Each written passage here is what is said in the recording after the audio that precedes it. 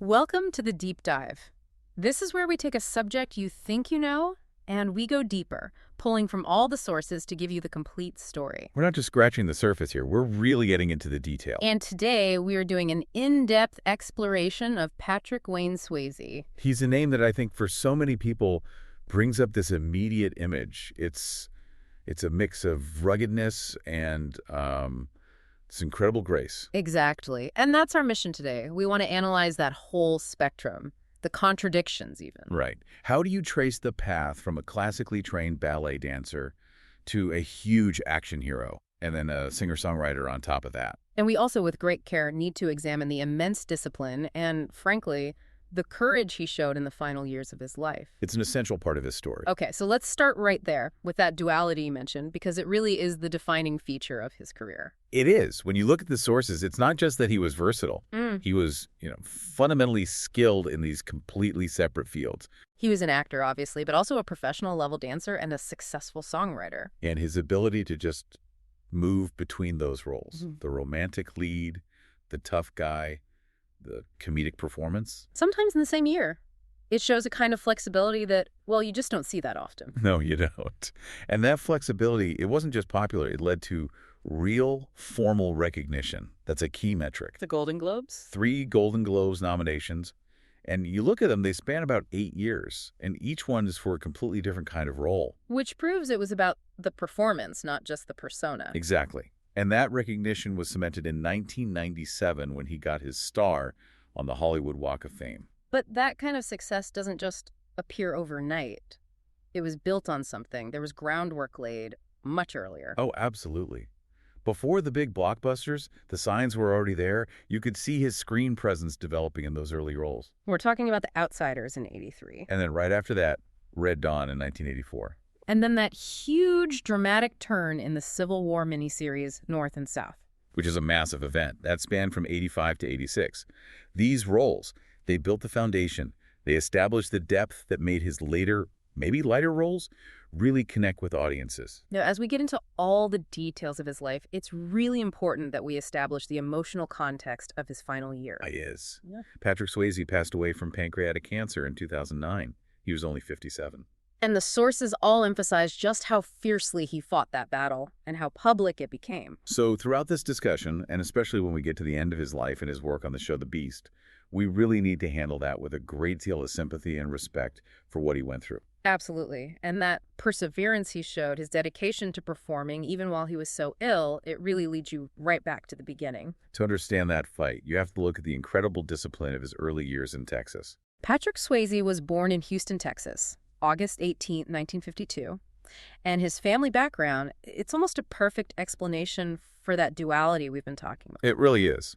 His father, Jesse Wayne Swayze, was an engineering draftsman.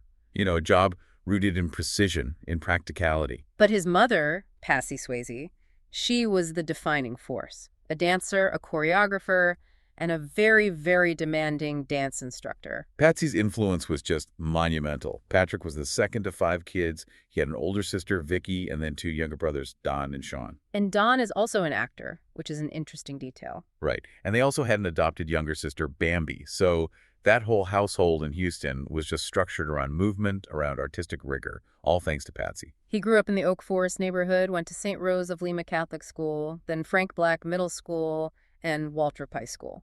And what's so striking when you look at this period is just his ambition. It's across all these different disciplines. He wasn't just dabbling in things. Not at all. He was pursuing excellence in ice skating, in classical ballet, and in really aggressive team sports. So at the same time, he's training his body for grace and for collision. And that collision was mostly high school football. He was good. Very good. Good enough that he was hoping for a college football scholarship. And this is where fate just steps in. It's a huge turning point, and it's based on a physical setback. He had a really devastating knee injury. It completely ended any hope of a football career. The sources also suggest this injury had another major impact, this one related to the Vietnam draft. Right, because his path to college through football was gone. The injury itself made him unfit for service. He'd drawn a pretty low lottery number, 141, in the 1970 draft. And they called up to 195 that year. So that knee injury, the thing that ended his athletic career, very likely also kept him out of the military. So a moment of just deep physical pain and disappointment completely reroutes his life. He pushed him away from conventional sports and deeper into the arts. But that intensity, that discipline, it remained. Alongside all the dance training, he was also practicing several martial arts: wushu, taekwondo, aikido. And it's important to connect that training to his internal state. Yes, the sources specifically say he used martial arts to channel what was described as his self-deprecating rage. Which suggests this powerful, maybe even overwhelming internal struggle that he needed these very physical, structured outlets to manage. So martial arts for him, it wasn't just about fitness, it was a tool, a way to manage himself emotionally and physically. And it laid the foundation for all the stunt work he'd do later. With football gone, he just committed completely to dance. Yeah. In 1972, he's 20 years old, and he makes that huge move to New York City. And he's aiming for the absolute top. Formal training at the Harkness Ballet and the Joffrey Ballet Schools, these are world-class institutions. He wasn't just thinking Broadway. He was thinking classical performance. And then, once again, his knee affects his destiny. He was set for a massive professional break. A planned ballet with the legendary Mikhail Baryshnikov. I mean, that's the dream. That's the validation for all that training. But it was snatched away. He needed reconstructive surgery on that same knee, which just made the demands of a full-time classical ballet career physically impossible. So these early injuries, first they closed the door on football, and then they closed the door on being a principal ballet dancer. And in doing so, they rerouted him toward the one place he could combine his dramatic talent with his dance skill. The Broadway stage, and eventually Hollywood. It's a powerful thing to realize. Two separate, defining physical setbacks propelled him into the world that ultimately made him a global star. And those setbacks opened the door to the 1980s, his true breakthrough era. That transition from classical dance to the stage, it started right after that knee surgery. His first professional gig was as a dancer for Disney Theatrical Group. In a touring show, wasn't it? Disney on Parade. That's the one. And that was followed very quickly by a huge role on Broadway.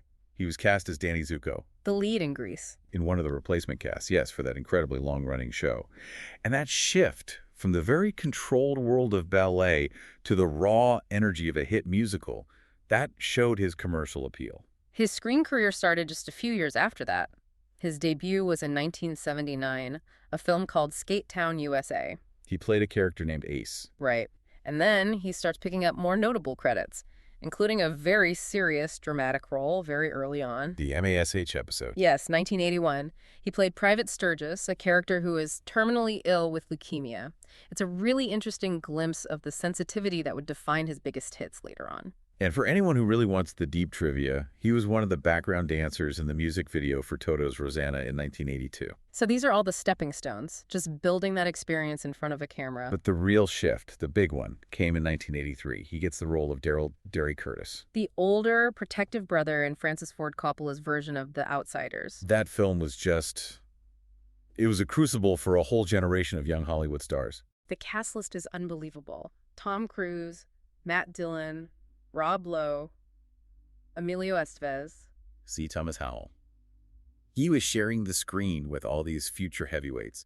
It put him right in the middle of what people would later call the Brat Pack generation. So The Outsiders wasn't just a film credit. It was an immersion into a professional community. And that led to more work almost immediately. He reunited with some of those co-stars right away. Most famously in Red Dawn in 1984 with C. Thomas Howell and Jennifer Grey. Which, you know, despite a very divisive reception at the time, has become this huge cult classic. He also worked with Rob Lowe again in a hockey film, Young Blood, in 1986. So this string of roles is moving him up from supporting parts to a lead ensemble member, and it's all preparing him for his first big success in prestige television. The miniseries North and South, he played Ori Main, one of the central characters. And that was a massive television event.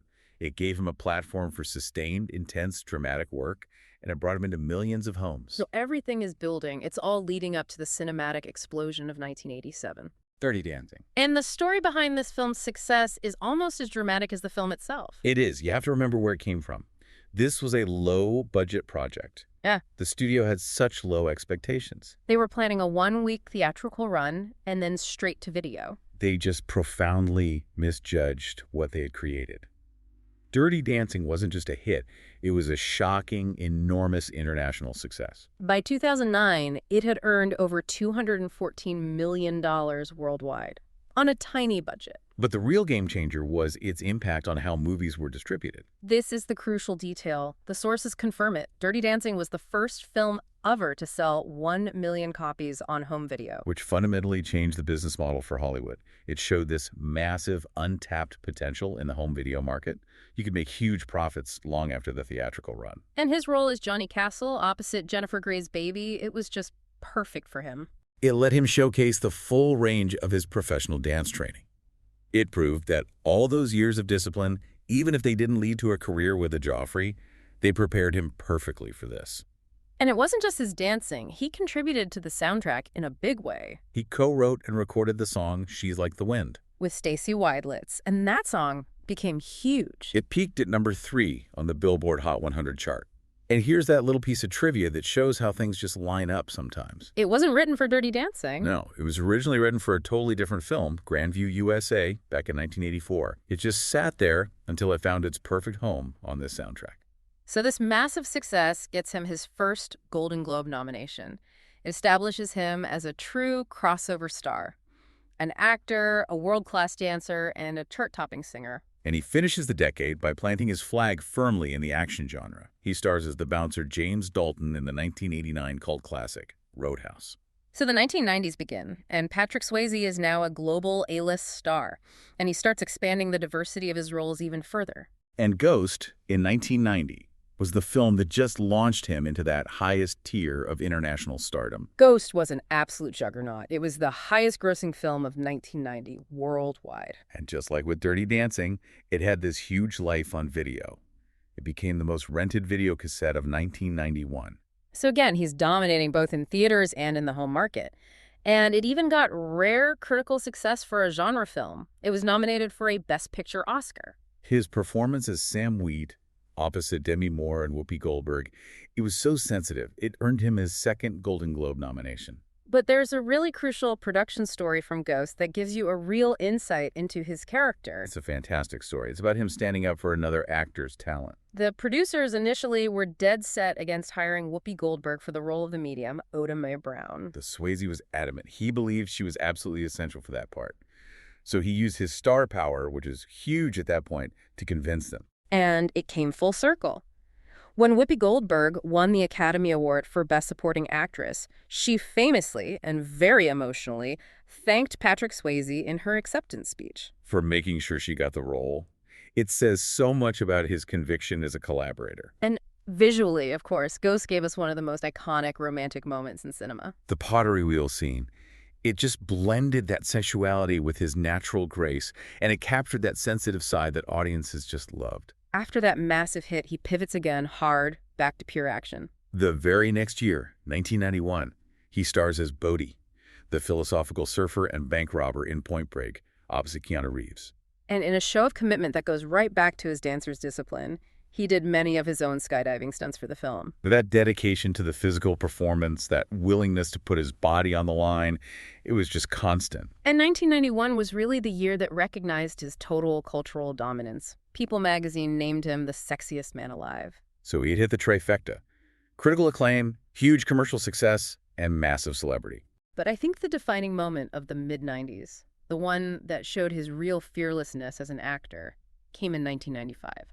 To Wong Fu, thanks for everything, Julie Newmar. He starred as Vita Bohem, sharing the lead with Wesley Snipes and John Leguizamo. Playing a glamorous, fiercely protective drag queen. Mm-hmm. That was a huge risk for a mainstream action and romance star at that time. It was a complete transformation, but it was a bold choice that really paid off creatively. It did. It earned him incredible praise and his third and most unexpected Golden Globe nomination. It just perfectly captured his ability to command the screen, no matter the role.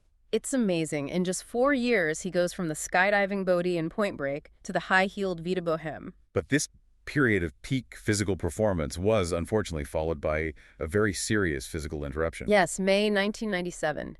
He was filming an HBO movie, Letters from a Killer, near Ione, California, and he had a severe accident. He fell from a horse and hit a tree.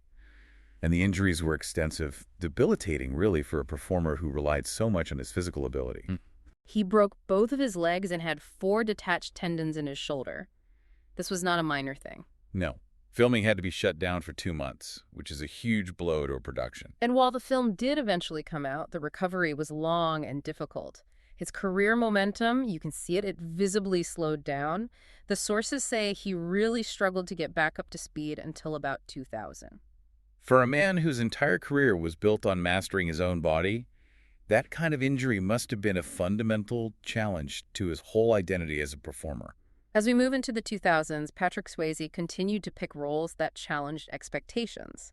He seemed to gravitate toward projects with a real artistic edge or a dramatic core. Not just relying on the big mainstream hits anymore. A perfect example is the 2001 film Donnie Darko. He took the role of Jim Cunningham. On the surface, he's this inspirational, motivational speaker. But he's later revealed to be a closeted pedophile. It was a role that used his established image, that charm and masculinity, and just twisted it. Which made the final reveal so much more unsettling. And while Donnie Darko wasn't a huge box office hit right away, it built this incredibly powerful, lasting cult following. It's one of the most analyzed independent films of the early 2000s. It just showed his willingness to take roles in smaller films that were about a complex story, not just about the money. And during this decade, we also see him returning to his roots in a big way. That connection to dance never really went away. Right. In 2003, he and his wife, Lisa Niemi, they co-produced and starred in a dance film called One Last Dance. And this was a deeply personal project for them. It really was. It allowed them to bring a real piece of their shared artistry to the screen. The story was based on an actual choreographed production. Without a word, which was originally created by Alonzo King. And they didn't just star in it, they were creatively involved in the music, composing some of the score. It was a true reflection of their shared history. After that, he made a really dedicated return to the live stage, where his career had started. He had a run as Billy Flynn in the musical Chicago. And in 2006, he made his West End debut in London, playing Nathan Detroit in Guys and Dolls. He stayed in that role for months, just reaffirming that he could command any stage in the world. We also see him bringing his family into his professional life during this time. In the film Powder Blue, which was released in 2009, he played an aging rock star named Velvet Larry, and he starred alongside his younger brother, Don. It was the first time the two brothers had ever appeared together in a feature film. So all of this varied work, it leads us to his final, and you could argue, his most critically powerful role. FBI agent Charles Barker in the A&E drama The Beast. And the context of this role is what makes it so emotionally heavy and so significant artistically. The timing is just critical. He was diagnosed with stage 4A pancreatic cancer right after they filmed the pilot episode. The conventional wisdom, the advice anyone would give, would be to stop, to focus on treatment, save your energy. But he made the incredibly difficult choice to continue with the series. He kept an intense shooting schedule while he was receiving chemotherapy. The series premiered in January 2009. The effort it must have taken to manage that double life. Professional commitment on one side, intense personal illness on the other, it's immense. And it registered with the critics. It did. The sources quote the television reviewer Alan Sepwall, who called it the best performance of his career. Sepwall suggested that the profound personal struggle Patrick was facing was channeling this unprecedented intensity and depth into the character. That the urgency of his own fight was translating directly into a mastery on screen that was unlike anything he'd done before. That kind of commitment in the face of a terminal illness, you can't separate it from the discipline he built his whole life. To really appreciate that final performance, we have to look at the personal foundations that held him up. And the cornerstone of his adult life was, without a doubt, his marriage to Lisa Niemi. They were married for 34 years, from 1975 until he passed away in 2009, and their connection went all the way back to when they were kids. They met in 1970. Patrick was 18 and Lisa was only 14. She was taking dance lessons at his mother's studio. So that shared history, rooted in the discipline of the dance world, it gave them this incredibly deep connection. They chose not to have children, although the sources do confirm that Lisa suffered one miscarriage. And that long marriage provided a crucial sense of stability in the chaotic world of Hollywood. He also publicly credited her as the inspiration for She's Like the Wind. Beyond his family, he was also a man who was clearly engaged in a lot of spiritual searching. The sources detail his engagement with several different spiritual paths. He explored Soka Gakkai Buddhism, which is a modern lay Buddhist movement. He also did EST training, which was a popular self-help program in the 70s, focused on personal responsibility. And he practiced transcendental meditation. It suggests a deep value for respecting different teachings. He was always looking into various belief systems, trying to find frameworks to help him manage that internal intensity we talked about earlier. He was also very public and candid about his internal battles. He talked about his 10-year struggle with alcoholism, which started after his father died in the mid-80s. It really highlights the vulnerability that was there under the surface. He recognized how serious it was and he got help. He went into rehab in the 1990s. And after he recovered, he took big steps to remove himself from the pressures of the Hollywood lifestyle. He stepped back from show business for a while and found solace on his ranches. And this wasn't a passive retreat. He substituted one discipline for another. He dedicated himself to breeding and training Arabian horses. This was a serious endeavor for him. His best-known horse was a chestnut stallion named Tamin. It seems like this demanding pursuit became a critical grounding force in his life. Now, we do need to turn to an area of his life that became very public and a matter of legal record, his passion for aviation. He was an FAA-licensed pilot with an instrument rating, but he had two highly publicized incidents with the same plane, a twin-engine Cessna 414. The first was on June 1st, 2000. He was flying from California to New Mexico when the plane had a pressurization problem. He tried to make a precautionary landing on a dirt road in Arizona, but during the landing, the wing of the plane hit a light pole. He wasn't hurt, but the aftermath was complex. Witnesses told police he seemed intoxicated and asked them for help removing an open bottle of wine and beer from the crash site. Which led to a lot of media scrutiny. It did. But we have to focus on the official finding from the National Transportation Safety Board, the NTSB. Their report was very meticulous. And it cast doubt on the intoxication claims. They noted the alcohol was found in external storage, inaccessible during the flight. The official NTSB finding for the probable cause was Swayze's physical impairment, but not from alcohol. It was from the cumulative effects of carbon monoxide, which came from engine exhaust and his heavy tobacco use, combined with hypoxia from the loss of cabin pressure. This is a crucial distinction. The official cause wasn't immediate intoxication. It was a physiological impairment caused by a technical problem with the plane, made worse by his lifestyle habits, specifically the heavy smoking. Then, in December 2006, he and Lisa, who was also a pilot, had another very alarming incident in that same plane. They had a total failure of the right engine right after takeoff. And in that situation, Lisa Niemi was flying the plane, and she successfully made an emergency landing. After that close call, they decided the Cessna was too risky. They sold it and bought a much larger, safer aircraft. Now, with great respect, we turn to the final chapter of his life, his illness, his public fight, and his passing. The timeline shows how quickly everything intensified. The first symptoms started in late December 2007, right after he finished the pilot for the Beast. It was a burning feeling in his stomach caused by a blocked bile duct. Just 3 weeks later, mid-January 2008, he got the diagnosis, stage 4 pancreatic cancer, which is known for being incredibly aggressive. He immediately started intensive treatment at Stanford University Medical Center. It was a rigorous plan, with chemotherapy and an experimental drug called vitalinib, which was designed to try and starve the tumor of its blood supply. From the moment the news became public, his health was a subject of relentless tabloid speculation, which forced him and his medical team into this frustrating public battle to manage the narrative. His doctor publicly confirmed the diagnosis, but had to insist that he was responding well to treatment and was not close to death, directly fighting the sensationalist reports. This just went on for months. Constant denials from him or his team whenever a tabloid would claim he was on his deathbed.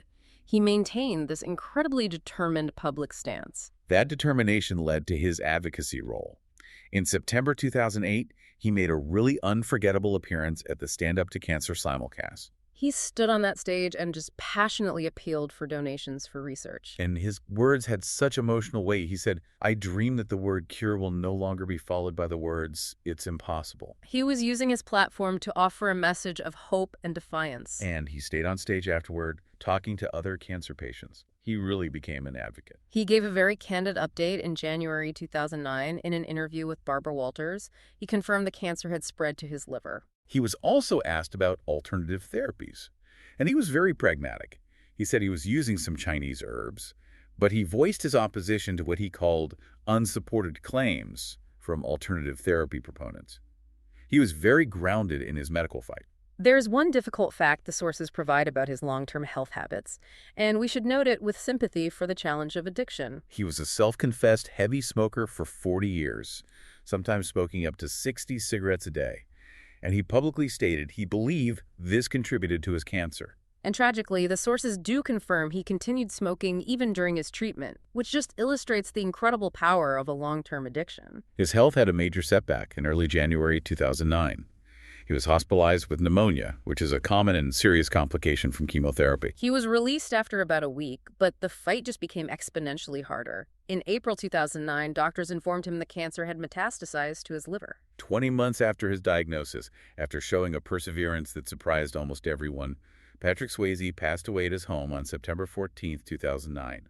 He was 57. So, looking back across this entire deep dive, the portrait that emerges is of a true phenomenon, an artist who really defied any simple classification. That duality of his talent is the real synthesis.